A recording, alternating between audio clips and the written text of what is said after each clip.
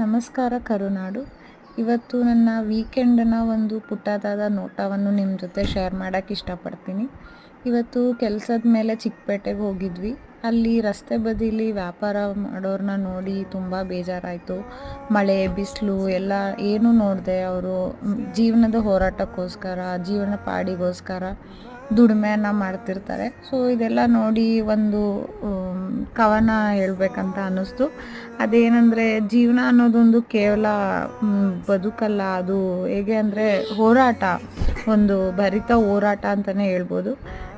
ಈ ವ್ಯಾಪಾರಿಗಳ ಕುರಿತು ಒಂದು ಸಣ್ಣದ ತುಣುಕು ಏನು ಹೇಳೋಕ್ಕೆ ಇಷ್ಟಪಡ್ತೀನಿ ಅಂದರೆ, ಇದು ಕೇವಲ ವ್ಯಾಪಾರವಲ್ಲ, ಬದುಕಿನ ಒಂದು ಭರಿತ ಹೋರಾಟ, ಒಂದು ಹತ್ತಿರದ ಹುಡುಕಾಟ, ನಾಳೆ ಏನಾದರೂ ಉತ್ತಮವಾಗಿರುತ್ತೆ ಎಂಬ ನಂಬಿಕೆನ ಇಟ್ಕೊಂಡು ಜೀವನನ ನಡೆಸ್ತಾ ಇರ್ತಾರೆ. Thank you so much. Like and subscribe. ವಂದೇ ಮಾತರಂ.